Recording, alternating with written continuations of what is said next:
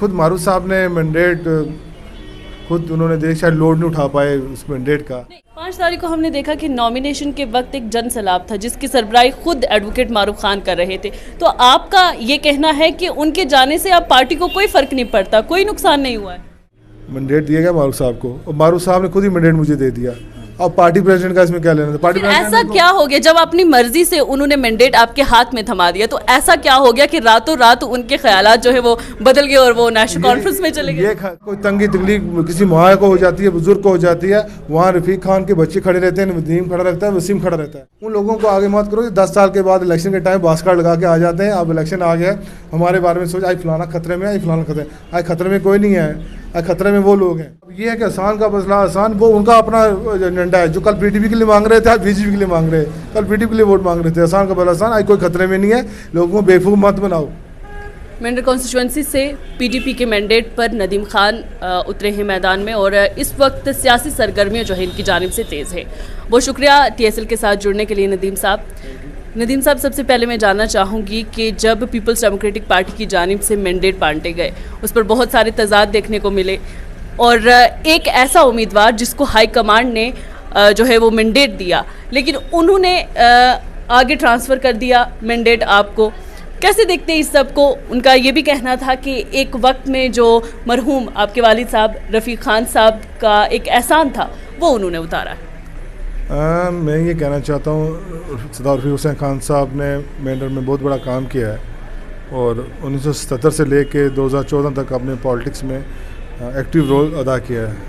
बाद में थोड़ा बीमार हो गया, किडनी ट्रांसप्लांट हो गया और उसके बारे में आप कहीं कोने से किधर चले जाएँ, मनकोट में चले जाएँ, बालाकोट में चले, मेंढर के किसी हिस्से में चले जाएँ तो आपको कहीं ना कहीं से सरदार रफ़ीक हुसैन खान साहब के बारे में अच्छा ही सुनने मिलेगा, पॉजिटिव सुनने को मिलेगा। और ख़ासकर मेंढर की डेवलपमेंट में जो उन्होंने इनिशिएटिव रोल लिया है, एम्प्लॉयमेंट में इनिशिएटिव रोल लिया है और हर कॉर्नर को उन्होंने नहीं लेफ्ट किया गया, सेक्युलर कैरेक्टर को खासकर जो भाईचारा यहाँ हिंदू और मुस्लिम सिख का भाईचारा जो उन्होंने उस ज़माने में बना रखा जब यहाँ पे बहुत सारे टेंस सिचुएशन हो जाती थी, तो वो बहुत ही बड़ा कैरेक्टर रहा और एक सुनहरे अक्षरों में उनका नाम लिया जाता है। आज हम जहीं कंपेन करने जाते हैं तो सरदार रफ़ीक हुसैन खान साहब का लोग चेहरा देखते हैं, पहले तो दूसरा चेहरा मेरा देखते हैं, तो इंशाअल्लाह बेहतर रहेगा हमारे लिए। नहीं, दूसरी जो बात मैंने पूछी कि जो मैंडेट ट्रांसफ़र हुआ, हाँ मैंडेट जो ट्रांसफ़र हुआ तो पहले तो मैंडेट के लिए कहा गया तो हमें एक्टिव किया गया, पार्टी ने कहा काम शाम करो, हम काम करें, हम तो पार्टी के साथ हैं, पार्टी के लिए काम कर रहे थे।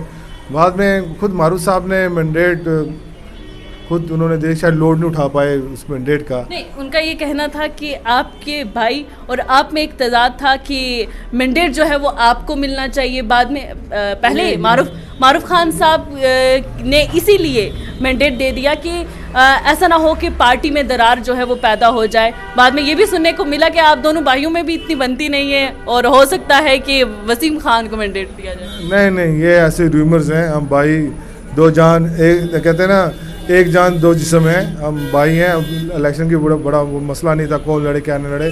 हमारा मकसद ये है कि सरदार रफ़ीक हुसैन खान साहब का जो वो मिशन है, जो सरदार रफ़ीक हुसैन खान ने जहाँ छोड़ा है उसको आगे कंटिन्यू करना है और लोगों को एहसास दिलाना है कि सरदार रफ़ीक हुसैन खान साहब आज यहाँ दुनिया में नहीं है, मगर उनके लिए उनके बच्चे ज़िंदा हैं और उनको वही रिलीफ देना है, वही फीलिंग टच देना है जिस तरह से सरदार रफ़ीक हुसैन खान साहब ने हमेशा अपने अवाम को, अपने लोगों को इस इलाके में दिया है।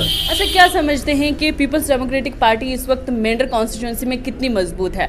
आपके एक सीनियर लीडर हमारे तो उन्होंने पार्टी को छोड़ दिया है और उनने 14 साल अपने जो है पीपल्स डेमोक्रेटिक पार्टी को दिए, तो इससे पीपल्स डेमोक्रेटिक पार्टी को कितना नुकसान हुआ मेंढर में?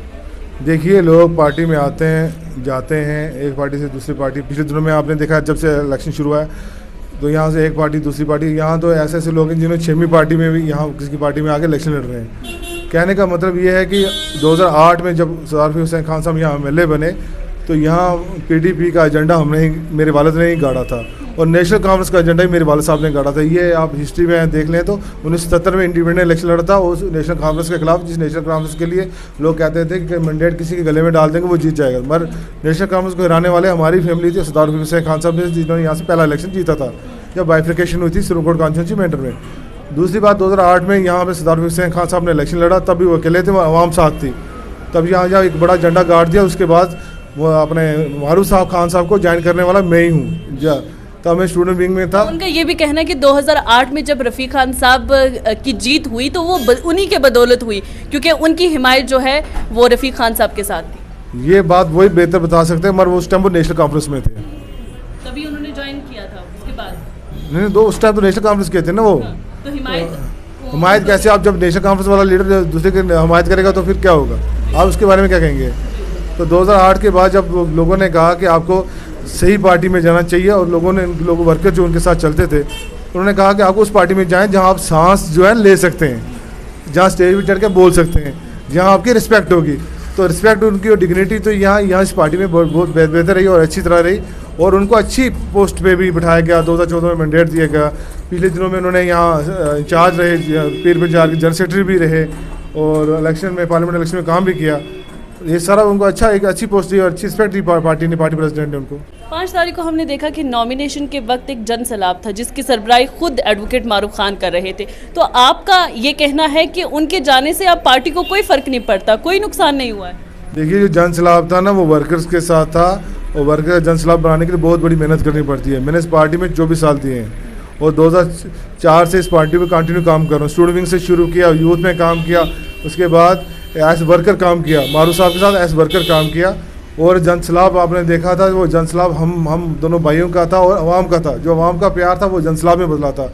तो लोगों ने उस इज़्ज़त की थी, वो मारूफ साहब को एक बेहतरीन इज़्ज़त दे के वहाँ रिस्पेक्ट दी थी। और मारूफ साहब ने हमारे साथ गए, नॉमिनेशन किया, साथ में थे, और सुबह उन्होंने क्या डिसीजन लिया वो बेहतर बता सकते हैं। अच्छा, उनका ये कहना है कि यहाँ के जो लोकल पॉलिटिशियंस थे उन्होंने उनको बर्दाश्त नहीं किया, और यहाँ की जो लोकल रिप्रेजेंटेशन थी उन्होंने हाई कमांड को ये कहा कि एडवोकेट मारूफ खान जो हैं वो मेंढर में इतने कमज़ोर हैं कि अगर उनको मैंडेट दिया गया, आपके वर्कर्स की जानिब से कहा गया कि अगर उनको मैंडेट दिया गया तो पीपल्स डेमोक्रेटिक पार्टी को मेंढर कॉन्स्टिट्यूंसी में बहुत नुकसान उठाना पड़ेगा। देखिए, मैंडेट दिया गया मारूफ साहब को, तो मारूफ साहब खुद मुखालफत हुई, जिसके बाद दरारें भी देखने को मिली पीडीपी में। देखो, बात सुने आप, मैंडेट दिया गया मारूफ साहब को, और मारूफ साहब ने खुद ही मैंडेट मुझे दे दिया। अब पार्टी प्रेसिडेंट का इसमें क्या लेना था? पार्टी ऐसा क्या हो गया जब अपनी मर्जी से उन्होंने मैंडेट आपके हाथ में थमा दिया, तो ऐसा क्या हो गया कि रातों रात उनके ख्यालात जो है वो बदल गए और वो नेशनल कॉन्फ्रेंस में चले गए? ये ख्यालात वो खुद ही बता सकते हैं। कोई रात को 10 बजे तक मेरे साथ है और सुबह वो नेशनल कॉन्फ्रेंस के साथ है, वो खुद बता सकते हैं, मैं नहीं बता सकता। अच्छा, अभी मेंढर कॉन्स्टिट्यूंसी के लिए आपके मैनिफेस्टो में क्या है? ऐसी कौन सी तब्दीलियां हैं जो अगर कल को आप जीत जाते हैं तो अपने लोगों के लिए करेंगे? इंशाअल्लाह 2008-2014 के बाद जो काम मेरे वालिद साहब ने छोड़े थे उसको कंटिन्यू करेंगे। हमारे बालाकोट के लोगों को जो रिलीफ जो मुफ्ती मोहम्मद सईद साहब ने दी थी ऐसे हील इंडेक्स, वो करेंगे। अनएम्प्लॉयमेंट की बात है, उसको भी आगे लेके चलेंगे। GRS हैं, NRHM है, अच्छा ये हमारे जो SPOs हैं, बहुत बड़े जो इश्यूज़ हैं, जो डेली वेजर्स हैं, रैब ज़राअत है, रैब ज़राअत है, PHE के वर्कर्स हैं, सब लोग जो है जिनकी कोई 1000 रुपये है, 12,000 रुपये, 1200 रुपये है, या 2,000 3,000 है, उनको कंटिन्यू करने के लिए रेगुलर करने की कोशिश करेंगे। और ख़ासकर जो है पीस विद डिग्निटी, जो एक पीस विद डिग्निटी का हमारा मुफ्ती साहब का एजेंडा है, उसको आगे लेने की कोशिश करेंगे। अच्छा, तो आपको क्या लगता है कि मेंढर कॉन्स्टिट्यूंसी में पीपल्स डेमोक्रेटिक की इतनी पार्टी जो है वो इतनी मजबूत है कि लोग आप पर यकीन कर लेंगे? हालांकि हम अगर आपके मद्दे मुकाबिल देखें तो बहुत सारे ऐसे कैंडिडेट हैं जो स्ट्रांग भी हैं आपसे, तो ऐसे में पीपल्स डेमोक्रेटिक पार्टी का किस तरीके की कारकर्दगियाँ जो है वो रहेगी? देखिए, पार्लियामेंट इलेक्शन में हमने यहाँ से 27,000 वोट लिया था, तो पूरे पार्लियामेंट जो थी, पार्लियामेंट अनंतनाग कॉन्स्टिट्यूंसी की पार्लियामेंट सबसे बड़ा वोट मेंढर से मिला है, 27,000 वोट मिला था। दूसरी बात, कोई स्ट्रांग, कोई बॉडी में स्ट्रांग है या मेंटली स्ट्रांग है या एज में स्ट्रांग है, वो अलग बात है। मतलब जो ग्राउंड में जो काम करना है, लोगों के साथ टच रहना है, 24 घंटे अवेलेबिलिटी रहनी है, वो नदीम और वसीम खान साहब भी बता सकते हैं। लोगों ने काम किए हैं, तहसील में काम किए हैं, पुलिस स्टेशन में गए हैं, रोडों पे बैठे हैं। आप किसी डेवलपमेंट की बात करें या बीजी मेंढर बनोए की बात करें, आप गूगल में सर्च करेंगे तो नदीम रफ़ीक खान का नाम आएगा। सुर मेंढर की बात कर लेंगे तो नदीम रफ़ीक खान का नाम आएगा। एडिशनलिटी जो ब्लॉक बनाया है, इमरजेंसी ब्लॉक बनाया है 4 करोड़ का, 4 करोड़ 64 लाख रुपए का, वहाँ भी नदीम रफ़ीक खान साहब का आएगा, रफ़ीक साहब ने बनाया। ऑक्सीजन सेंटर बनाया यहाँ जो बनाया, यहाँ पे अपना ऑक्सीजन जब कोरोना हो गया था एडिशनल बनाया, गवर्नर से सेक्शन का नदीम रफ़ीक खान साहब ने कराया। 24 आवर्स पावर सप्लाई जाती है हॉस्पिटल में, नदीम रफ़ीक खान साहब ने मैंने वो करवाई है। अच्छा, यहाँ पे नाबार्ड की रोडें बनवाई हैं। अभी मैं अभी पावर में नहीं आया हूँ, मगर अपना रोल जो है एज लीडर, एज वर्कर, मैंने हर जगह इनको प्रोजेक्ट किया है। कोशिश की है। यहाँ कोई तंगी तकलीफ किसी मुआया को हो जाती है, बुजुर्ग को हो जाती है, वहाँ रफ़ीक खान के बच्चे खड़े रहते हैं, नदीम खड़ा रहता है, वसीम खड़ा रहता है। हम ये कहना चाहते हैं जो लोग आपके साथ 24 घंटे अवेलेबल हैं, इजीली अवेलेबल हैं, इजीली अप्रोचेबल हैं, आपके साथ ज़मीन पे बैठ सकते हैं, आपके साथ जहाँ भी आप उठाओगे, जहाँ साथ चल सकते हैं, आपकी खुशी में गमी में खड़े हैं, आप उनका आगे करो। उन लोगों को आगे मत करो 10 साल के बाद इलेक्शन के टाइम बास्कार्ड लगा के आ जाते हैं। अब इलेक्शन आ गया, हमारे बारे में सोच, आज फलाना खतरे में, आज फलाना खतरे, आज खतरे में कोई नहीं है, आज खतरे में वो लोग हैं। गवर्नमेंट की बात करो, तरक्की की बात करो। ये कानून जो बन चुका है वो खतरे में नहीं हो सकता है। ये तो ऐसे अच्छा, कौम, आपको नहीं लगता कि कौम खतरे में है इस वक्त? वो जो नारे थे वो नारे नहीं चलेंगे, आज फलाना खतरे में, फलाने करते हैं। वो एहसान का बदला एहसान, एहसान का बदला एहसान के। पार्टियाँ तो देखो, कांग्रेस ने भी स्टूल टाइप दिया था, कांग्रेस ने भी स्टूल टाइप, गवर्नमेंट है ना। एक लंबी मांग थी जिसको, देखिए लंबी मांग के लिए मेरे वालिद ने ना पूरी ज़िंदगी दी है। आप हिस्ट्री लिख लें, उसमें बड़े बड़े लोगों का नाम है। अब सब पार्टी और डिफरेंट पार्टीज़ में हैं, अब उनका नाम है यहाँ लेने से डिफरेंट, पर वो कम्युनिटी का एक मोटिव था, एजेंडा था। 40 साल 50 साल दिए थे। अगर वो पुराने बुजुर्ग ना चलते, वो लोग ना चलते, गवर्नमेंट किस लिए होती है? गवर्नमेंट देने के लिए होती है। अब अपने लोगों ने गवर्नमेंट से मांगा और लिया हमने। अब ये है कि आसान का मसला आसान, वो उनका अपना एजेंडा है। जो कल पीडीपी के लिए मांग रहे थे, आज बीजेपी के लिए मांग रहे हैं। कल पीडीपी के लिए वोट मांग रहे थे। आसान का बदला आसान, आज कोई खतरे में नहीं है। लोगों को बेवकूफ़ मत बनाओ। अच्छा, एक चीज़ जो मेरी ऑब्जर्वेशन रही है, मैं मेंढर में पहली बार आई हूँ, तो मैंने देखा है कि यहाँ पर लोग तो अमीर माना जाता है कि लोग बहुत अमीर हैं, लेकिन यहाँ की सड़कों के हाल देखें, यहाँ के हॉस्पिटल्स के आप हालात देखें, यहाँ इवन एक सिंगल पार्क नहीं है। मैंने सोचा कि मैं कहीं बैठकर कहीं सुकून के 2 सांस लेती हूँ, कि मैं काम बहुत कर रही थी इन दिनों में। तो ना ही आपके पास कोई पार्क है, ना ही कोई अच्छी बैठने की जगह है। इसकी क्या बड़ी वजह है?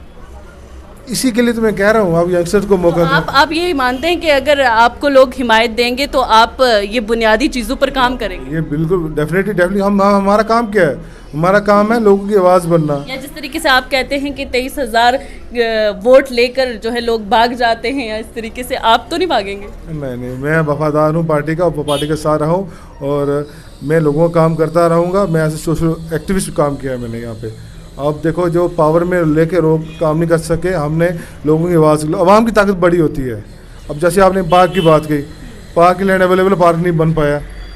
अब उन लोगों को बनाना चाहिए था जो पावर में थे। इक़्तिदार में तो पीपल्स डेमोक्रेटिक पार्टी भी रही है।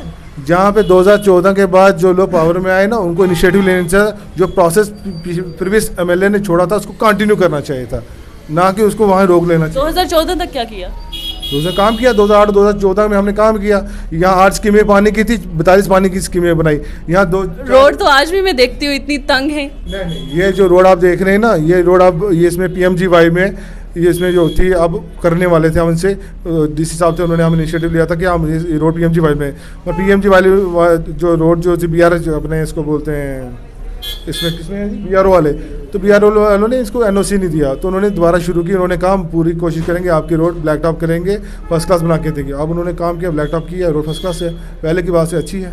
अच्छा, एक बात मैं आपसे पूछना चाहूँगी, आखिरी बात है कि पीपल्स डेमोक्रेटिक पार्टी के मंशूर में ये है कि हम मसला कश्मीर को हल करना चाहते हैं, तो क्या यहाँ की पसमानदगी, पुंछ या राजौरी के लोगों की पसमानदगी ख़त्म हो गई, या अब हमें मसला कश्मीर को पहले हल करना है? देखो, ये तो मसला कश्मीर की बात की है उन्होंने।